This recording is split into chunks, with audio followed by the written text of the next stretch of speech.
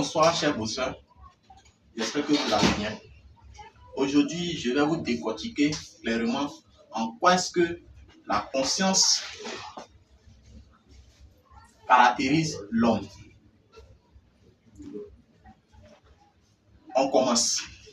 Parler de l'homme ne revient pas à parler de sa morphologie, de sa taille, de sa forme. Non, mais de la faculté qui le définit, qui le caractérise. Et donc, en disant que la conscience définit l'homme, on va montrer aussi que c'est cette faculté qui fait sa grandeur.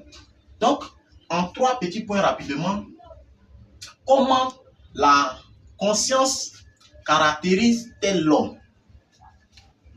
Premier point, la conscience permet à l'homme de prendre conscience de son existence. Ça veut dire que l'homme sait qu'il est vivant, qu'il n'est pas mort.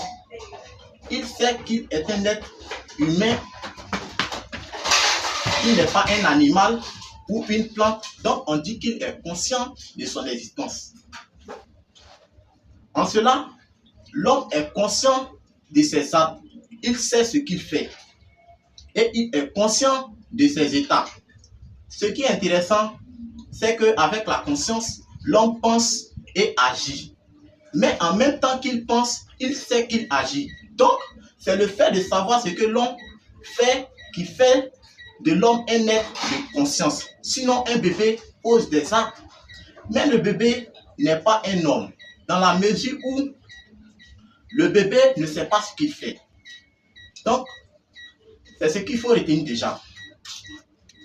Alors, René Descartes va dire « Je pense donc je suis » dans le discours de la méthode.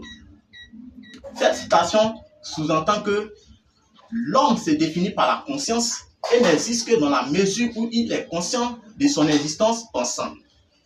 Deuxième point, pour montrer que la conscience caractérise l'homme, il faut dire que la conscience permet à l'homme d'acquérir des connaissances. Quand on parle de connaissances, nous avons 2 types de connaissances.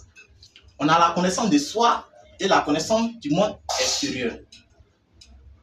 La connaissance de soi et la connaissance du monde extérieur, ça veut dire que l'homme a la capacité de distinguer, de reconnaître le vrai du faux et le bien